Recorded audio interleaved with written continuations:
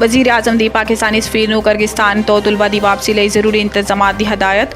वज़ीर आज़म शहबाज शरीफ ने सफ़ीर हसन अली सीगम नूं पाकिस्तानी तुलबा नूं वतन वापस लाने लई खसूसी तैयारे तो मुतलिक ज़रूरी इंतजामात दी हदायत की। वज़ीर आज़म दी हदायत ते खसूसी तैयारा आज शाम किर्गिस्तान लई रवाना होएगा। खसूसी तैयारा रात नूं 130 पाकिस्तानी तुलबा नूं लैके पाकिस्तान पहुंचेगा। वज़ीर आज़म दी हदायत ते खसूसी तैयारे दे तमाम तर अखराजात हुकूमत पाकिस्तान अदा करेगी।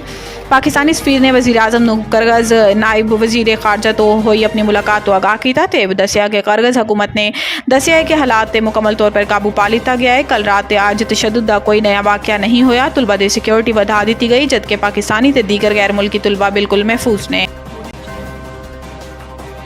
कराची समेत सिंध च मौसम शदीद गर्म रहन ते पंजाब विच पारा 45 तक जाने का इम्कान। मुल्क के बेशतर हिस्सें च कल तो हीट वेव का खदशा जाहिर किया जा रहा है। दर्जा हरारत बतदरीज बदन ते आइंदा 10 रोज़ के अंदर 50 डिग्री सेंटीग्रेड तो तजावुज़ करने का इम्कान है। लाहौर भी पारा 48 जबकि नवाबशाह तो 49 डिग्री सेंटीग्रेड तक जाने की पेशन गोई कर दी गई है। इस अलावा जून के पहले हफ्ते गर्मी की लहर कमी आने का इम्कान जाहिर किया जा रहा है।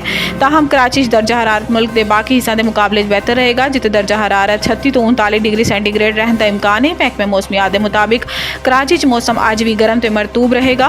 हवाएं च नमी का तनासुब 69% ते जनूब मगरबी तो 19 किलोमीटर फी घंटा की रफ्तार तो हवावां चल रही ने।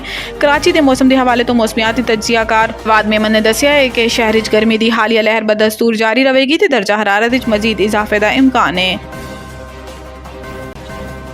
पाकिस्तान ते IMF के दरमियान पॉलिसी सतह के मुज़ाकरात कल शुरू होंगे। पाकिस्तान ते IMF के दरमियान तकनीकी सतह के मुज़ाकरात तो बाद पॉलिसी सतह के मुज़ाकरात कल पीर तो शुरू होंगे। मुज़ाकरात कर्ज प्रोग्राम के हुजम ते मायाद दे तायुन दे नाल अगले माली साल के बजट अहदाफ भी तय होंगे। इस हवाले तो वजारत खजाना का कहना है कि मुज़ाकरात नए कर्ज प्रोग्राम बारे होने वाले तबादला ख्याल के तनाजुर शराइत हतमी शक्ल दे के memorandum of economic and policy framework नू फाइनल किया जाएगा। इस अलावा पॉलिसी सतह के मुज़ाकरात के दौरान नए कर्ज हुजम ते ऐसी मियाद दे तायुन ते भी तफसीली तबादला ख्याल ते एनू फाइनल किया जाएगा।